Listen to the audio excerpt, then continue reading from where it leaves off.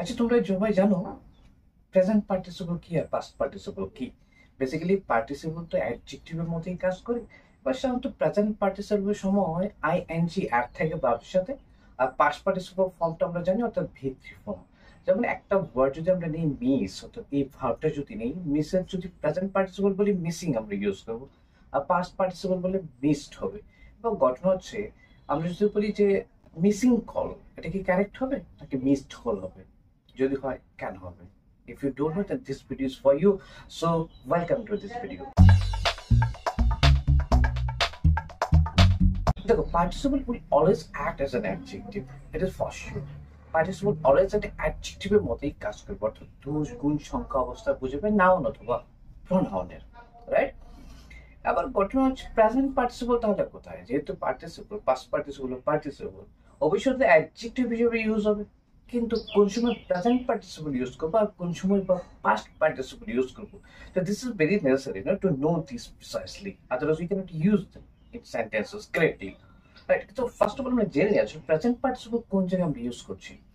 Present participle যখন বলা হচ্ছে অর্থাৎ কাজটা প্রগ্রেসিভ হচ্ছে, কাজটা এখনো সম্পূর্ণ হয়নি, কিন্তু একটা সম্পূর্ণ কাজ বোঝানোর জন্য, অর্থাৎ শেষ হয়ে গেছে এই কাজটা বোঝানোর জন্য কিন্তু কি হবে না, প্রেজেন্ট পার্টিসিপল ইউজ হবে না। প্রেজেন্ট পার্টিসিপল মানে কি বলেছি, ভার্বের প্রেজেন্ট ফর্মের সাথে আইএনজি অ্যাড করা, verbs of missing, going, like that, right? তো আবার এই ক্ষেত্রে প্রেজেন্ট পার্টিসিপল কোন জায়গায় ইউজ করা হচ্ছে আমাদের জানা হচ্ছে। কি বললাম, তো যখন একটা কাজ প্রগ্রেসিং যখন হয়, অর্থাৎ কাজটা চলছে, সামনের দিকে এগিয়ে যাচ্ছে, প্রসিডিং, এই অবস্থাটা বোঝানোর জন্য সাধারণত প্রেজেন্ট পার্টিসিপল ইউজ হয়, রাইট? যেমন আমরা যদি বলি একটা গাড়ি চলছে, ধরো চলন্ত বাস। চলন্ত বাস আমি কি বলছি, কাজটা তাহলে চলছে না, গাড়িটা চলছে এই জন্য তো বলছি চলন্ত বাস, থেমে কিন্তু এখনো যায়নি, কাজটা এখনো চলছে, this is progressive, right? So in that case we must say that running বাস, রাইট? কি বলবো তাহলে, রানিং বাস। এবার দেখো, এই রানের পাশটা রান, রান হতো, রান বাস কিন্তু বলবো না, রানটা হলে পাস্ট পার্টিসিপল হতো, but instead will not use this here, কারণ কাজটা কি হচ্ছে, চলছে, that's why you must say running বাস, right?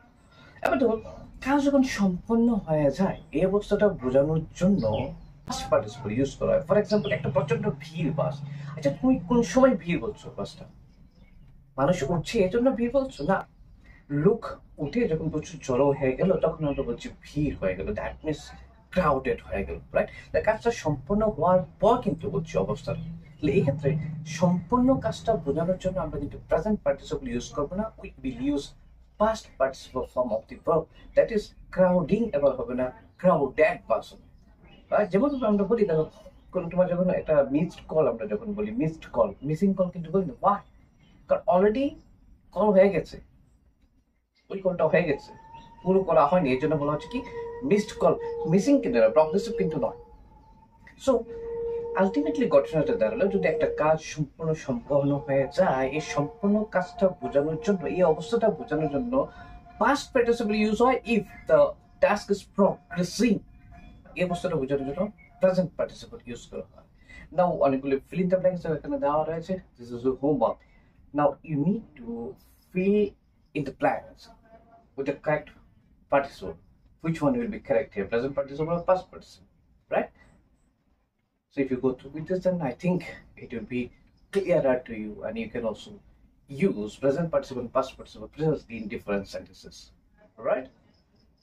So thank you very much for watching this video, and keep watching the other videos to always keep supporting, and yes, keep practicing. Thank you.